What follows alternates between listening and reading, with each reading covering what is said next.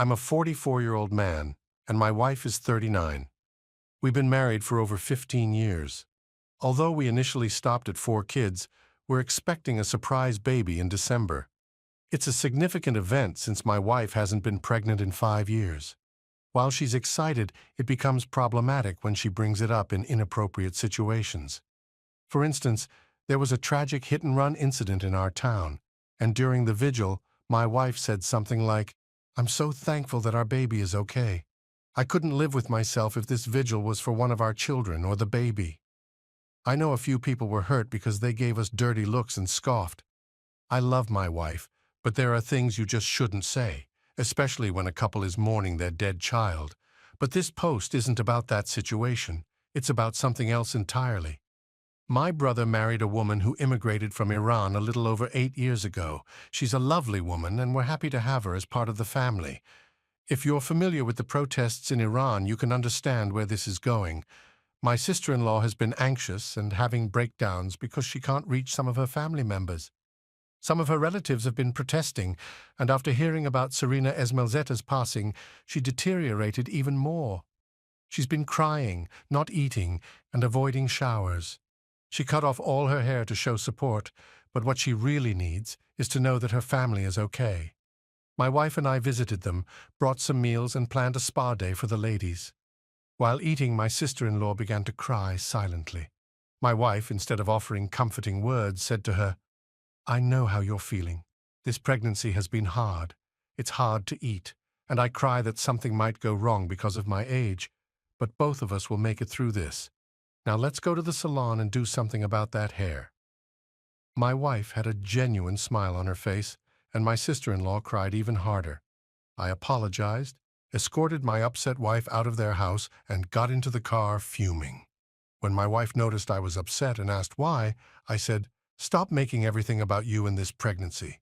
Sister-in-law is having night terrors because of what's happening in her country, worried sick that her family members may possibly die for protesting, yet you go and compare her issue to your pregnancy." My wife tried to explain her reasoning, saying she was just trying to make her feel better. How was commenting on her hair and comparing her pregnancy to the situation in Iran going to help? My wife insisted she did nothing wrong, but there's a time and a place for everything. My wife went to her parents, and I've been getting calls from my in-laws accusing me of not caring about my wife's pregnancy. Am I at fault here? Yikes, this seems delusional. This pregnancy seems to have affected her worse than baby brain. I'm not sure what's going on. It's just plain rude and very selfish. She can't seem to look outside her own bubble. Pregnancy isn't easy for everyone, but completely disregarding other people's feelings is on another level. I wonder if she talks about it constantly because she's super insecure and maybe guilty about it. Update: married for almost 20 years, we have 4 kids, and there's another one on the way. Recently discovered that my 39-year-old wife, due in December, has been cheating on me. Shockingly, my 14-year-old found out about the affairs. It's only been a couple of days, and I'm still trying to process everything. After reviewing the evidence, it seems the affair has been going on for over 4 years. I haven't confronted my wife about the affair yet, but I'm thinking about doing it soon, maybe after the baby is born. Even though the baby might not be mine, I still care deeply for my wife and don't want to cause damage. I realize I should probably start looking for legal advice, separate our finances, and gather more evidence. However, a part of me wants to try to fix things, or at least avoid feeling both hatred and love for her. Initially, I thought about lying to my daughter to protect her mother, but she's too smart for that. I'm unsure how to navigate through this situation without letting hatred consume me, especially for the sake of our kids. The impending divorce will turn our lives upside down, and I'm worried about how it will affect our children. Considering a DNA test for the girls aged 14, 10, and 5, twins, but it might hurt them. The possibility that the twins may not be my children adds another layer of pain. Just writing about this is giving me a headache. I've been calling out of work, but I need to get my head on straight. Update: the twins and the newborn aren't mine. I talked to my wife about it. She's sorry but doesn't regret it. She loves the other guy. Her parents knew about the affair long before I did and helped by letting them meet at their home to avoid embarrassment. They didn't want to risk humiliation and also didn't want to separate the twins from their real dad. Her whole family is heavily involved in the church. My 14-year-old and 10-year-old are staying with my brother and sister-in-law because I can't take care of them right now. They hate their mom, won't talk to her, and are both in therapy.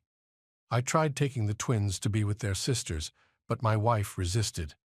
I'm sure the affair partner is with her now. I saw his car heading to my in-laws' house. He's also married, and I've been in touch with his wife, who's filing for divorce. I haven't asked if they're trying to work things out, and frankly, I don't care.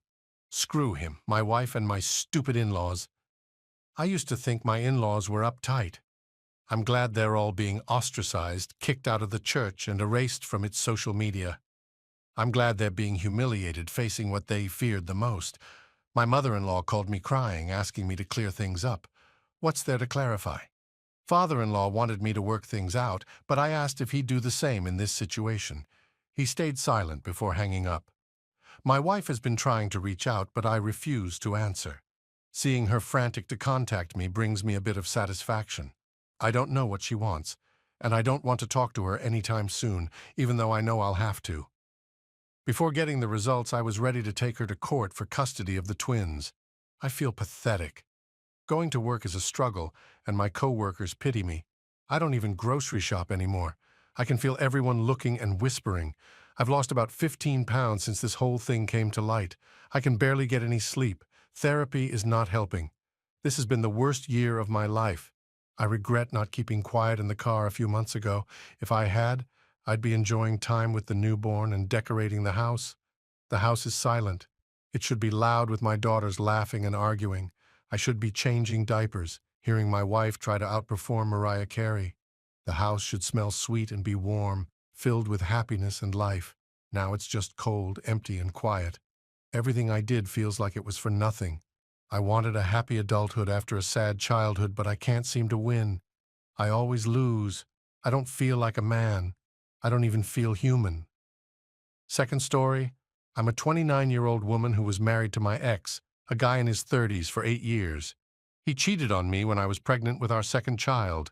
In 2017, I forgave him, went to therapy, and thought he'd change. However, I caught him having another affair in 2021, so I decided to leave him. I used to rely on him for everything: finances, clothing, routine, everything. Leaving him was scary initially, as he managed everything for so long. I got married at 20, quite young and naive, never having been on my own, so I faced many challenges at the beginning. Fortunately, when I left, I already had a career, though it didn't pay much. He contributed 75% of our family income, so I feared affording an attorney, but I did it. I saved money and hired a reasonably priced local attorney who guided me through the divorce, and I obtained primary custody.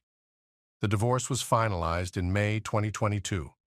I lived with my mom from October 2021 until October 2022.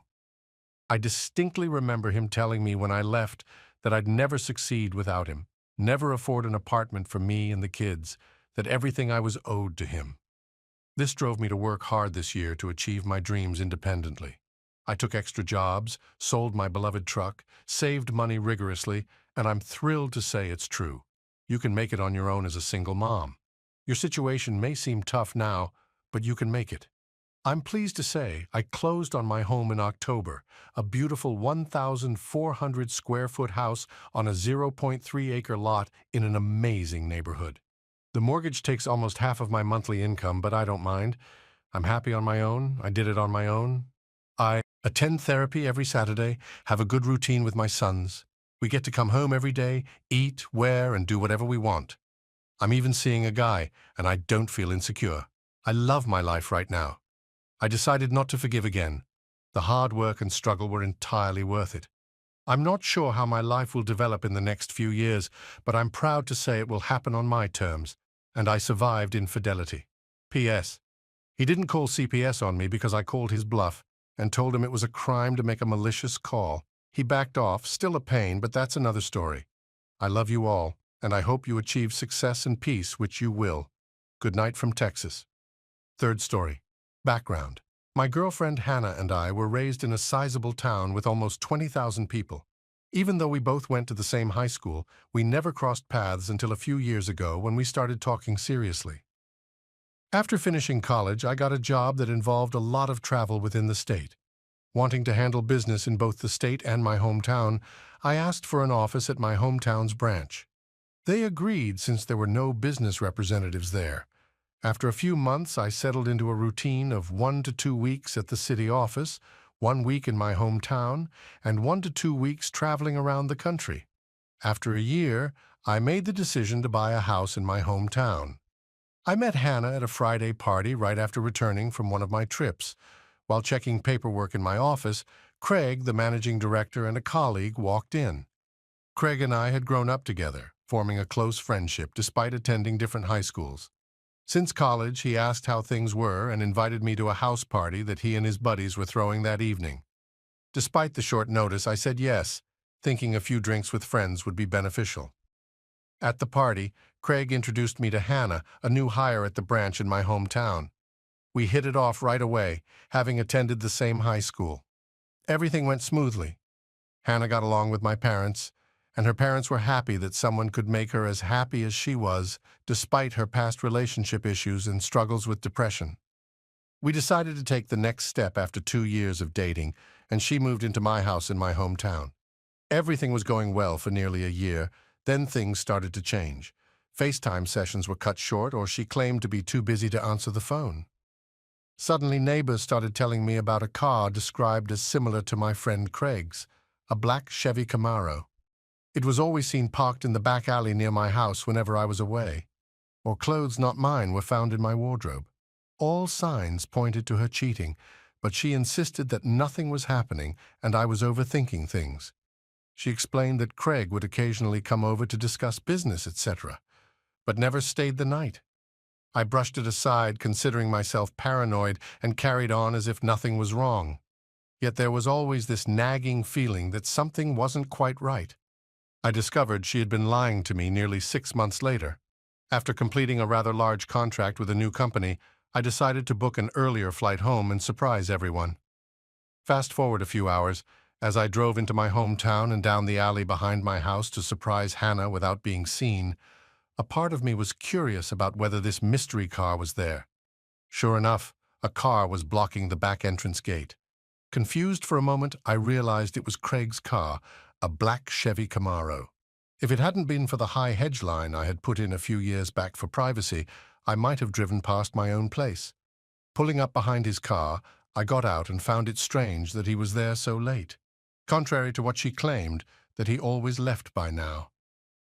Approaching the back of the house, I saw something that made my heart drop into my stomach. There in the kitchen, Hannah and Craig were passionately involved. I stood there completely still, as if time had frozen. My best friend and my girlfriend were having closeness on my dining table in my own house. I felt lost, not knowing what to do, with a rush of thoughts flooding my mind. Was I dreaming, or was this reality? Why were they engaging in such a private act in my home? Feeling disheartened, I turned away without them noticing. I drove for what seemed like an eternity, shedding tears, but my sadness quickly transformed into anger. I had a strong desire to damage them, but violence was against my principles. That's when I decided to take matters into my own hands and bring ruin to both of their lives. And what better time to start than now? I drove back up the alley, positioning myself far from my driveway to still see Craig's car. Then I walked back to the gate where I could peer into the house and called her phone. When it rang, both of them glanced at the caller ID, shocked to see my name. I noticed she was considering answering, and they let it ring for a moment before getting back to their activities. The phone rang again, and this time she picked up. As she answered, I hung up and returned to my car. Moments later, she called me back, questioning why I was calling so late. I informed her I was about 15 minutes from home and didn't want to startle her upon my arrival. She appeared surprised and happy about my return. The call ended shortly after. She mentioned getting up to change. I bid farewell and hung up. A few moments later, Craig rushed through the gate, half undressed, hopped into his car, and sped away. I chuckled a bit, knowing the fear they must have felt being so close to getting caught. I waited a while before turning my car into the same spot Craig had occupied moments earlier. The night remained relatively uneventful, and it wasn't until after she fell asleep that I got up and went to my office down the hall. Sleep evaded me. I needed a plan, and planned revenge I did. My mother always taught me to be a pacifist and let karma take its course. However, on this occasion, I felt karma needed a nudge. I decided to punish them separately but thoroughly. I knew Craig had a minor medication habit, though nothing major, and he kept it well hidden. I discovered it accidentally when I stumbled upon him using cocaine in his office but pretended not to notice. Some weeks later, I had friends over, including Craig, for some drinks. After ensuring Craig was sufficiently drunk, I told him to stay the night. I took his office keys, drove to our branch office, and went to work. Knowing he was deeply intoxicated and wouldn't wake until morning, I searched his desk and drawers, especially the one where I had seen him stash his cocaine. Upon further examination, I found a false bottom. Lifting it, I hit the jackpot.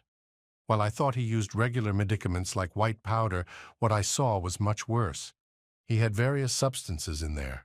I took photos, put everything back, and before leaving, I installed a small spy button camera from Alibaba right above the door. Everything was set, and the plan was gradually coming together. Judging by the medicaments I found in his drawer, Craig had to be using medicaments at least twice a day. I once suggested to my girlfriend that we install CCTV cameras for added security, but she hesitated due to concerns about hacking. Reflecting on it now, I understand her worries. So before returning to the city for a flight, I staged a break-in by smashing the back pane of my back door into my kitchen, leaving it open. Upon arriving, I received several messages. One from my visibly panicked mom, who found the back door smashed and called the police, another from a distraught Hannah in tears, and one from the local police asking me to call. After returning the calls, I informed the police I was away on business and would talk to them the following week. While away, I had Hannah stay with my parents until my return. I asked my dad to arrange for a local security company to install cameras and an alarm system, getting approval from the police to avoid disrupting the crime scene. After getting home, I went through the routine of expressing disbelief and questioning why this happened. I had the security company representatives guide Hannah and me on how the cameras and alarm system work. Finally, the question I had been anticipating came up. What if we engage in business, and I prefer not to have a record of it? When she asked, she pretended to be shy, but I understood the true reason behind her question. He reassured us that it was a common inquiry and demonstrated on the home computer how to prevent recording for specific cameras, ensuring her privacy. While seeing him off, I inquired whether turning off the cameras could trigger a security notification, to which he returned, guided me through setting up email, notifications, and then left. Subsequently, after Hannah's grocery shopping, I strategically placed spy button cameras all around the house, creating an ideal setup. Now all I needed to do was wait. At this point, I sought guidance from legal advice groups on Reddit regarding the couple's law in my country. I wanted assurance that my upcoming plan could be executed legally without facing financial obligations to Hannah. I didn't want any surprises where she could claim money. A shout-out to the helpful individuals on Reddit who connected me with a fantastic lawyer. He assured me that despite dating for nearly 4.5 years, we hadn't lived together long enough to be classified as a de facto couple. The fact that I covered all utilities on the property she lived in without paying rent demonstrated she had no legal standing to make a financial claim. Just to be sure, he drafted a solid legal document. More positive news followed when my boss offered me a promotion to lead the team in the city, reducing my travel. Due to the success of my hometown's office, they considered having 5 to 7 representatives spend 1 to 2 weeks in larger surrounding towns, including my hometown, as part of my team.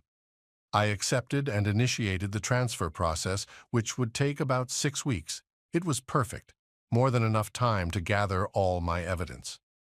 Upon returning to my hometown the following week, I began executing the rest of my plan.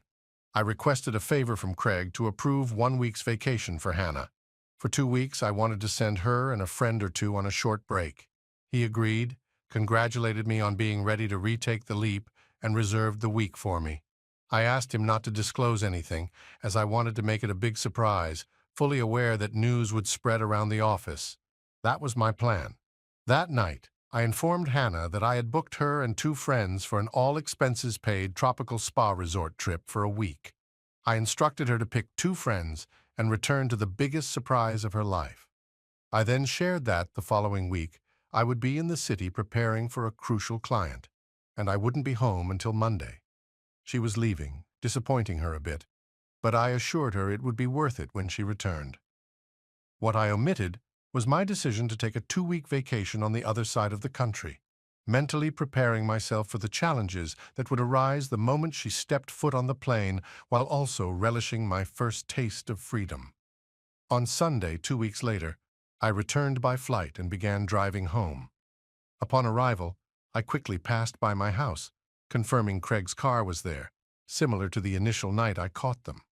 I parked a bit away and checked the live CCTV cameras, but they were nowhere to be found.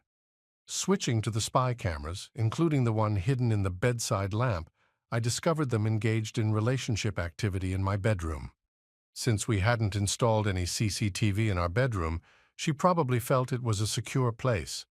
On our bed, not surprisingly, I had consistently recorded them doing this over the 2 weeks I was away. I then placed my first call to the police, hiding my caller ID. I informed them that as a concerned neighbor, I observed someone lingering in their car in the alley behind my house, occasionally passing items to passing cars, and appeared to be dealing medicaments. Worried about the situation, I provided Craig's car license plate and description, identifying him as the suspected dealer. They assured me they'd have someone there shortly, so I thanked them and hung up. Next, using a newly created email, I sent all the videos from the spy cam capturing Craig in his office doing medicaments and the photos from the other night to his boss. I also alerted Hannah, telling her I was about 10 minutes from home and eager to surprise her. Reflecting on the footage later, I chuckled at the chaos I caused and was surprised I didn't hear any commotion. In a matter of seconds, Craig emerged, half-dressed, and rushed out to his car through the back door. It was a perfect scene. Craig sped away, and one of the police cars behind me gave chase. After warmly welcoming an excited Hannah and going through typical couple activities, she fell asleep. However, I couldn't sleep a wink. The next day, she and her friends were driven away. Once they left, I waited a few hours before initiating my plan.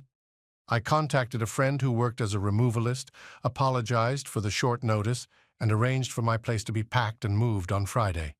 We agreed on a time, and I instructed him to take specific boxes to a storage facility, which he agreed to without a problem.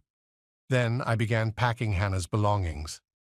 Later that day, I received a call from the police asking me to identify if I knew Craig and whether I suspected him of any suspicious activities or medicament involvement. Given our town's strict stance on medicament law enforcement, I expressed pretended shock and denied any knowledge.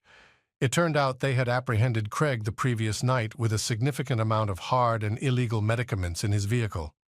Smiling to myself, I was pleased that my plan for Craig had come to fruition.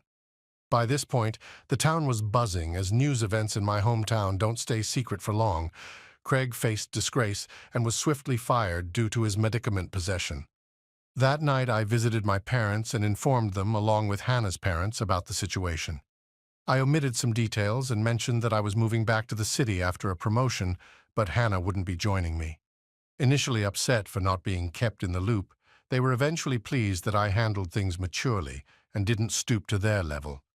Although they disagreed with the decision to ghost Hannah, after some drinks, laughs, and tears, I headed home. On Friday afternoon, after a busy week organizing cleaners for the following week, coordinating with the real estate agent to put my house on the rental market, and handling various tasks at my hometown's office, I packed some things into my car, drove to my parents' place, said goodbye, and before leaving, visited Catherine's house. Catherine, one of Hannah's childhood friends and the only other person aware of the situation, played a crucial role. Without her help with the details about Craig, I probably wouldn't have been able to organize everything as quickly. I handed Catherine a large manila folder with evidence of Hannah's cheating, along with a letter and legal documents from my attorney instructing Hannah not to contact me and providing details on how to access her belongings in the storage unit I rented. After a quick goodbye, I left and drove back to the city. On Sunday, I woke up to several missed calls, voice messages, and text messages. It turned out Hannah had returned early, alarmed by something in town, only to find an empty house and a "for rent" sign out front. Panicking, she went to my parents, who closed the door on her, forcing her to contact everyone until she reached Catherine. Informed that she had a package, I learned she didn't take it well, evident from the numerous angry texts and voice messages accusing me of framing Craig and being deceitful. I feared she'd show up at my front door, but nothing happened. 6 weeks later, having left and received a promotion, I'm happy and settled.